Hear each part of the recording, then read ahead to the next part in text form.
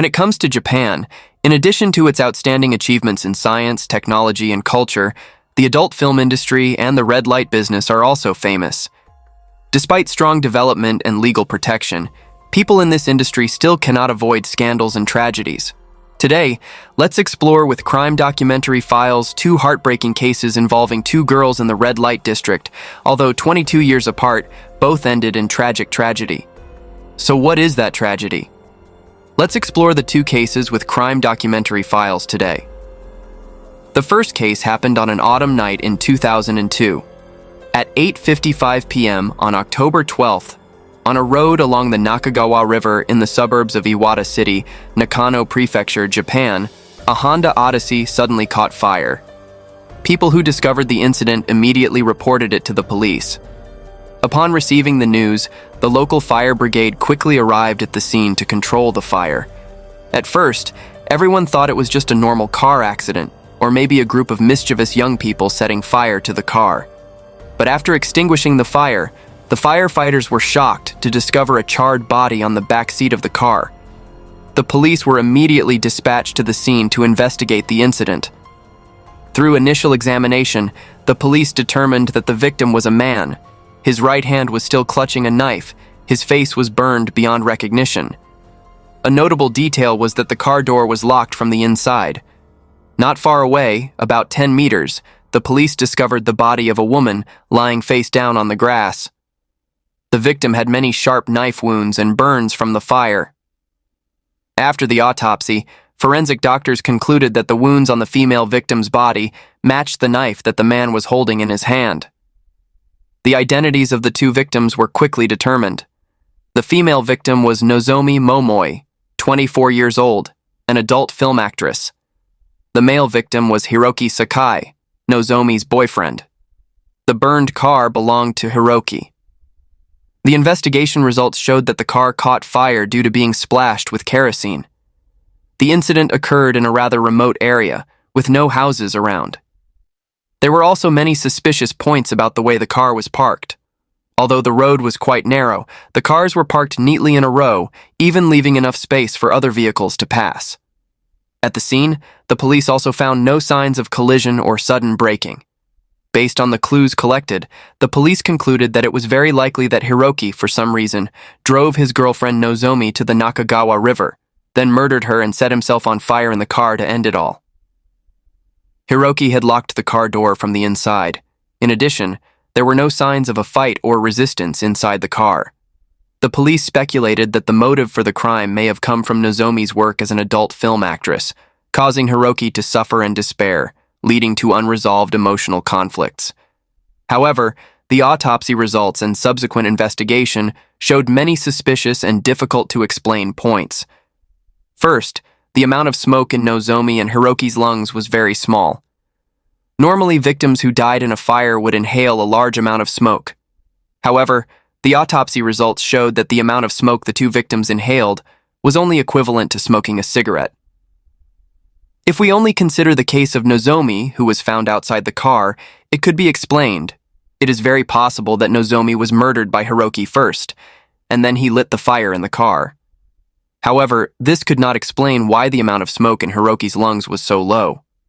Second, due to the limitations of forensic conditions at that time, the doctors could not determine the exact cause of Hiroki's death. However, they discovered cracks and dents on his skull, proving that he had been attacked before he died. However, at the crime scene, the police did not find any signs that Hiroki and Nozomi had fought, and there was no bloody weapon around. Thirdly, the police did not find gasoline, the fuel that caused the fire. There was also no sign of a spilled gasoline can at the scene.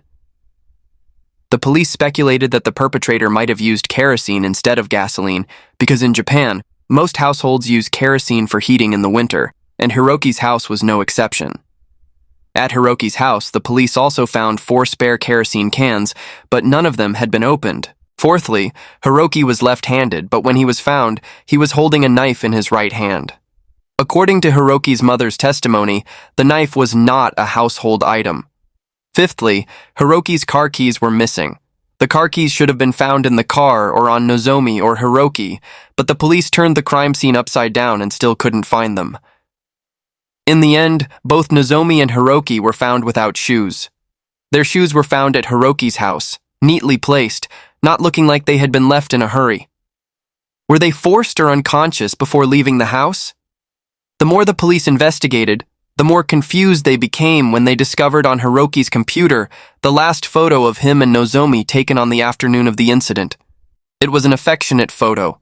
Both of them looked very happy and cheerful, with no signs of arguing or conflict. It seemed that their relationship was not as the police had initially suspected.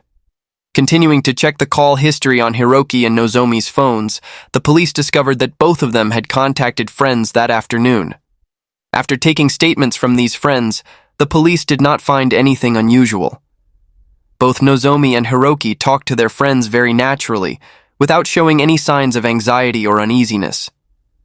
In particular, an hour before the incident, Hiroki had invited his friends to watch him perform at a music festival the next day because Hiroki was a singer in a band. All the evidence at this time contradicted the police's initial judgment. It was also not like Hiroki had planned it in advance, and it was not a spontaneous action. So, if it was not the two of them who led themselves to this end, then who did it to Nozomi and Hiroki? With these suspicions, the police began investigating Nozomi and Hiroki's background and relationship. Nozomi was born on October 12, 1978 in Ina City, Nakano Prefecture. When she was in school, Nozomi's academic results were only average. After graduating from high school, she moved to Tokyo to study at a college specializing in nutrition. In 1999, after graduating, she started working in a hospital kitchen as a nutrition coordinator. The hard work made her decide to quit after only 1 year. To make a living, Nozomi went to many places to find work. Fate brought her to wander around Shinjuku Station in Tokyo, and she met a man who said he was an actor recruiter. This man frankly said that he was recruiting adult film actors. At first, Nozomi firmly refused, but this man kept persuading her, drawing a bright future vision if she agreed. Because she was young and inexperienced, Nozomi was moved by his sweet words and decided to join the entertainment company. The company arranged for her to take advertising photos, orienting her towards a cute and innocent style. By April 2001, Nozomi officially debuted with her first film and unexpectedly created a big buzz. The success of the film brought her first income, marking a major turning point in her life. From here, Nozomi devoted herself even more to her career. By the time she passed away in October 2002, she had participated in more than 200 films. The speed at which she released films made many colleagues admire her. Her reputation grew and her salary increased exponentially, reaching 1 million yen, about $8,330 per film. Realizing Nozomi's potential, the company not only focused on her acting in films, but also formed a girl group called Mix with Nozomi as the main member, debuting in May 2002. Nozomi's group not only participated in films, but also expanded into other entertainment activities such as TV game shows, singing, and releasing albums. Hiroki was 1 year older than Nozomi, and they were both from the same hometown and had attended the same high school. However, at that time, Hiroki and Nozomi did not know each other. After graduating from high school, Hiroki attended a vocational school in Nagoya. 2 years later, he returned to his hometown of Ina and worked as a worker in an electrical equipment factory. In May 2001, Hiroki met Nozomi by chance at a gathering of friends through a mutual classmate. They both liked each other from the first meeting. At the end of the meeting, Hiroki and Nozomi exchanged phone numbers and kept in touch. Not long after, they started dating. In July 2001, Hiroki proposed to Nozomi, but he wanted to keep their relationship as friends because Hiroki had a girlfriend at the time and even planned to get married after 3 years of dating. Of course, Nozomi was completely unaware of her existence. In August 2001, with the help of his friends, Hiroki left his hometown of Ina to go to Matsumoto City to do used car business. Using work as an excuse, Hiroki decided to break up with his girlfriend. Not long after, he officially started dating Nozomi. Despite having to live far apart due to the nature of their work, Nozomi and Hiroki have a very good relationship. She often takes the bus from Tokyo to Matsumoto, Nakano Prefecture, to visit her lover right after finishing work. However, Nozomi has a shocking secret that even Hiroki does not know. It turns out that in Tokyo, she has a boyfriend, and the two are living together. Nozomi's friends all know this, but because of the promise to keep her secret, no one says a word to Hiroki. As for Nozomi, she is always afraid that her boyfriend will find out about her two-timing, so she often asks her friends to help cover it up. The complicated relationship between the threesome and the stab wounds on Nozomi's body make the police suspect that Hiroki may have discovered the cruel truth, which leads to an argument between the two. And then, in a fit of anger, Hiroki forced Nozomi into the car, took her to a deserted place and attacked her. Combined with the evidence collected at the scene, such as the murder weapon and the suicide note, the local police still maintain the conclusion that this was a murder, and then did the same to themselves. However, Hiroki's parents did not agree with the police's conclusion. They believed that their son could not have done such a foolish thing. They believed that Hiroki was also murdered and asked the police to investigate clearly. On November 14, 2002, Hiroki's parents sent a letter to the police asking for clarification of the suspicious points mentioned earlier. However, it was not until a week after receiving the letter that the police officially announced that the case was still under investigation. On November 25th of the same year, Hiroki's parents continued to file an administrative complaint with the court, asking the police to establish an investigation team. Hiroki's friends also unanimously called on everyone to sign a petition with more than 10,000 signatures, hoping that the authorities would reinvestigate the case. Because Nozomi is a famous adult film actress, the case quickly attracted the attention of the media. Under pressure from public opinion, the police were forced to accept this request and continue investigating the case. Surprisingly, when conducting the investigation, the police discovered many more unusual details. Specifically, at Hiroki's home, the police found an IOU with an amount of 800,000 yen, about 6,670 USD. The loan date was April 2000, with a loan term of 5 months. The reason for borrowing money was to manage business capital. The lender was an unfamiliar name. Hiroki's family and friends did not know this person. After checking, the police could not find any information related to this name. However, they found that the handwriting on the promissory note was very similar to that of Hiroki's neighbor. According to the investigation, this neighbor and Hiroki used to be quite close drinking buddies. Although the handwriting was very similar, the neighbor's name did not match the name of the lender on the promissory note. Suspecting that the neighbor had impersonated someone else to write the promissory note, the police immediately invited this person to the police station to take a statement. Despite continuous pressure from the police, the neighbor firmly denied any knowledge of the promissory note. To prove his innocence, he stated that his intention to befriend Hiroki was not due to shared interests but rather to recruit Hiroki into an illegal multi-level marketing scheme to earn commission. Additionally, the neighbor provided an alibi. On the day of the incident, he had been out drinking with friends. Beyond revealing the multi-level marketing scheme, the neighbor also disclosed a shocking secret about Hiroki. It turned out that although he appeared to be a kind and gentle man who did honest business, Hiroki was actually a two-faced person. He secretly traded in illegal used cars. Due to business losses, Hiroki had to borrow money everywhere. Before he passed away, he owed a Brazilian man of Japanese origin 1,500,000 yen, about 12,500 US dollars.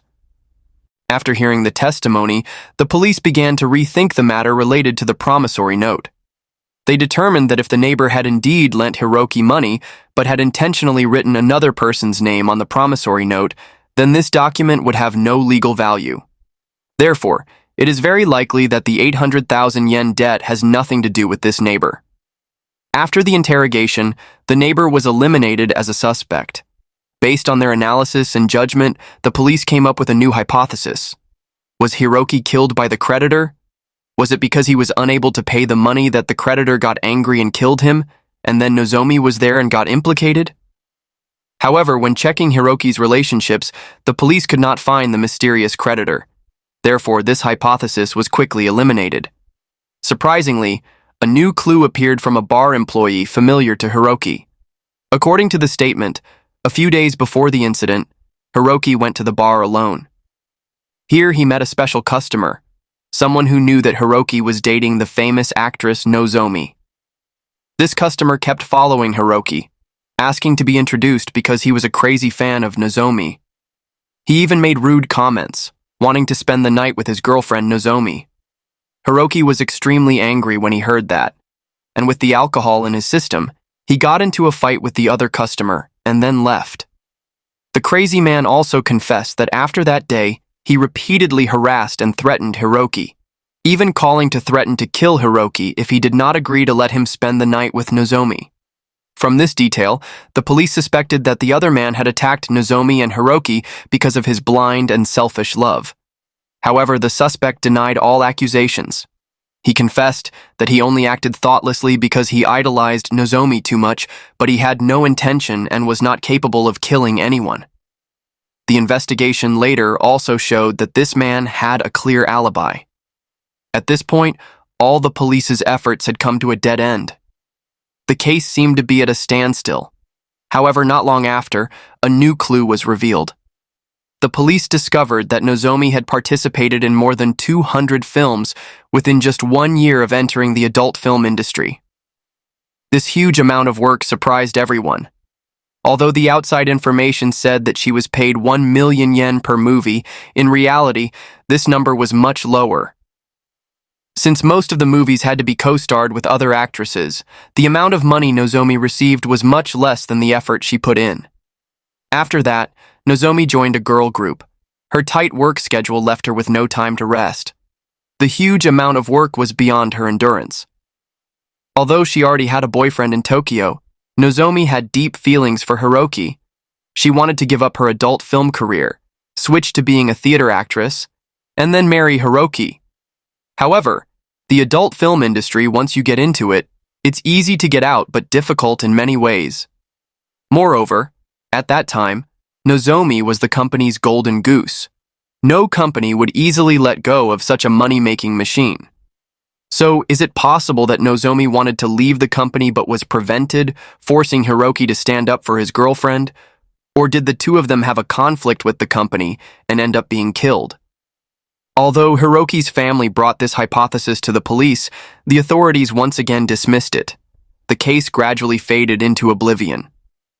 In the end, the Japanese police maintained their original conclusion. Hiroki's parents were forced to accept this conclusion in helplessness and grief. A year later, Hiroki's parents discovered that he had purchased a life insurance policy before his death. Hiroki's mother brought the insurance documents to the company to request compensation, but was denied because the contract contained a clause excluding insurance payments if the insured committed suicide.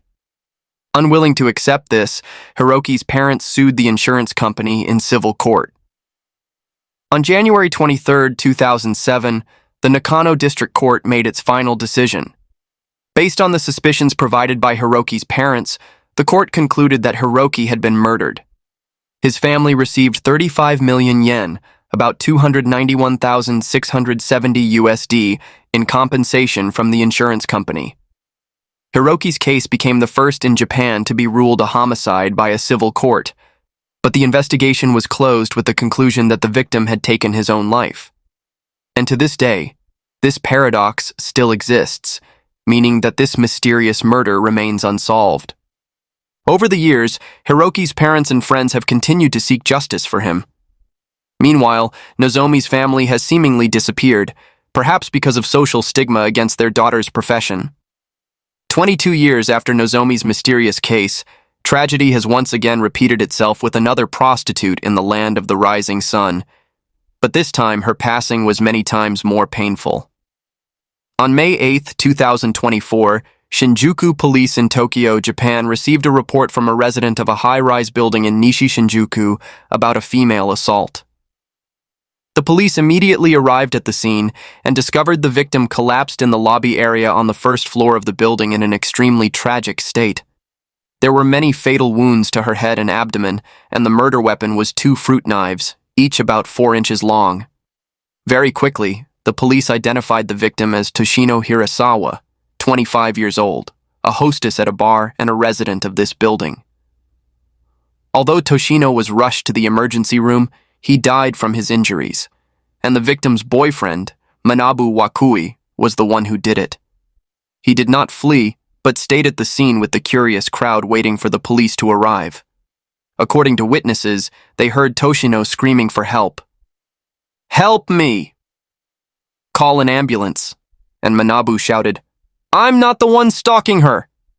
He shouted and brutally attacked Toshino. When the ambulance left, Manabu's rage gradually subsided. During the interrogation with the police, he did not beat around the bush and frankly admitted everything. Manabu's motive for the crime was surprisingly simple. He just wanted to get back the money he lent Toshino. He even coldly admitted that he had acted cruelly because he wanted Toshino to pay for what she had done. Hearing this, many people may think that this is just a normal murder case stemming from a love conflict. But is the truth that simple? To better understand this tragedy, let's learn about the past and relationship of the two main characters. Manabu is 51 years old, born into an ordinary family. He used to work at a shipping company, then switched to delivery. Manabu has had a strong passion for cars since he was a child. He dreamed of becoming a professional racer and has collected several luxury cars. However, Manabu's circumstances are not well off. He only lives with his parents in an ordinary residential area in Tokyo. At the age of 25, Toshino has built a rather luxurious life with a high-class apartment in the bustling Shinjuku area. This young girl from Nihama City, Ehime Prefecture, used to work at famous nightclubs such as Kim Ga and Victoria Club. With her natural beauty and charm, she quickly became famous in the industry and was known as the beauty queen of the clubs. Not stopping there, Toshino also promoted to become the owner of her own club. The love story between Toshino and Manabu began and ended like a passing wind, leaving many lingering feelings for 4 years. Fate brought them together again at a performance of a Korean girl group when they accidentally sat next to each other. Sharing the same passion for this group, they quickly found common ground and exchanged phone numbers, promising to attend the next performances together. From then on, their lives seemed to be more closely connected. Phone conversations and meetings took place frequently. Manabu even used his beloved cars, a bright red sports car and a luxury large displacement motorcycle, to pick up and drop off Toshino, as if to show his special feelings for her. Over time, Manabu's love for Toshino grew deeper to the point that he wanted to marry her. Manabu also became a regular at Toshino's bar, as if he wanted to spend all his free time with the girl he loved. Meanwhile, Toshino began to harbor bigger ambitions for her life. No longer wanting to be an ordinary waitress, at the age of 21, she decided to open her own bar, a field in which she had accumulated a lot of experience. With great determination, Toshino poured all her heart into decorating the bar, building a brand and attracting customers, hoping to build a solid career. But fate was cruel. The pandemic suddenly struck like a fatal blow to the entertainment industry. Restrictions on gatherings and entertainment were applied, causing the number of customers coming to the bar to decrease day by day. Although Toshino tried her best to maintain operations, all efforts seemed to be in vain in the face of the gloomy business situation. After half a year of persistent struggle, she was forced to make the heartbreaking decision to close the bar. For an inexperienced young girl, this was not only a mental shock from losing a stable source of income, but also a huge financial burden from debts left behind by a failed business. However, Toshino was not willing to fail. She wanted to open a new bar that was more magnificent and luxurious than before. However, after the recent failure, where would Toshino get the capital to start a business again? She really needed money. So Toshino asked Manabu, a passionate man who was always willing to give her the best things. Toshino knew that Manabu loved her deeply and even wanted to marry her. So Toshino used this weapon of love to ask for a large loan from Manabu with the condition, only when he was able to take care of her financially would Toshino agree to be his wife. Manabu completely trusted Toshino. He was immersed in the joy of getting married, constantly boasting to his relatives and friends about this happiness, and even publicly declared that he would soon marry Toshino. However, this love affair with a difference in age and status made everyone around him feel confused. Why would a young, successful girl with a luxurious life choose to love a man 26 years older than her and with such poor economic conditions. Manabu's father was also very worried about his son. He clearly saw the difference in this relationship and its potential risks, so he repeatedly advised Manabu to think carefully and not to be fooled by such sweet words. Love made Manabu lose his mind. In his eyes, Toshino was the destiny of his life, the only woman he wanted to be with for the rest of his life. To prove this deep love, Manabu decided to sacrifice his most precious things, his close friends made of iron and steel who had accompanied him for many years. In November 2021, Manabu posted an ad for the sale of his bright red Honda NR 750, his companion who had been with him for 16 years. This car was a regular feature in his social media posts, an indispensable part of his life. Not stopping there, the following month, Manabu made an even more heartbreaking decision, selling his Honda NSX, his companion for 25 years. This was no ordinary car, but a limited edition from 1990, one of only 500 produced and long since discontinued. The car was listed for sale at 10 million yen, about $76,920, a considerable sum, but for Manabu nothing could compare to his love for Toshino. On the used car market, both of these cars were treasures for car lovers. Manabu could have sold them for a higher price, but because of the urgency, he was forced to sell them at a low price. In the end, Manabu earned about 10 million yen from selling the car, and he transferred all the money to Toshino so that she could open a new bar. On the opening day of the bar, Manabu also sent a bouquet of fresh flowers to congratulate her. From then on, his means of transportation was no longer a luxury sports car, but only a small white car, the same car he used on the day of the crime. When the new bar opened, Toshino's business grew more and more prosperous. Along with that, her attitude towards Manabu also gradually changed. Meetings and phone calls became less and less frequent. Manabu realized his lover's coldness, but still naively thought that perhaps it was because he had not provided enough money that Toshino was angry and distant. However, for an ordinary delivery man like Manabu, the two beloved cars were all the assets he had saved up in his life.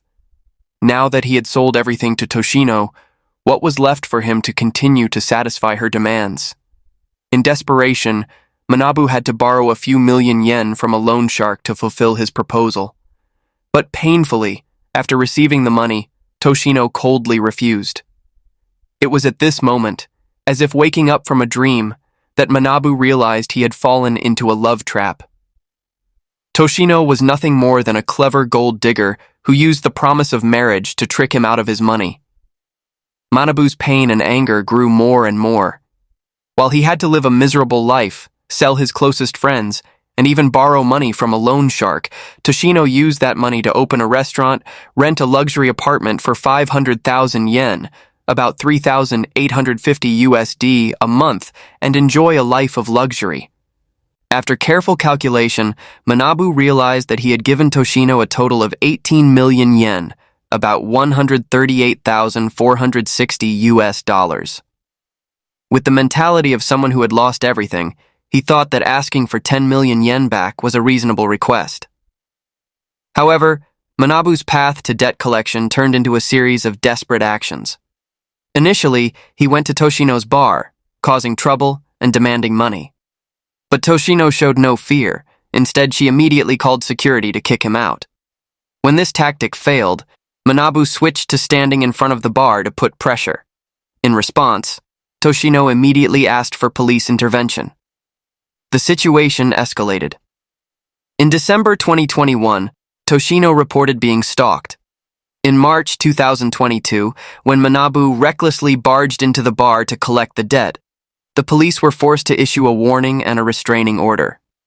In April, Toshino continued to report Manabu's stalking and harassment. In May, after receiving a written warning, Manabu did not stop and was eventually arrested for violating the anti-stalking law.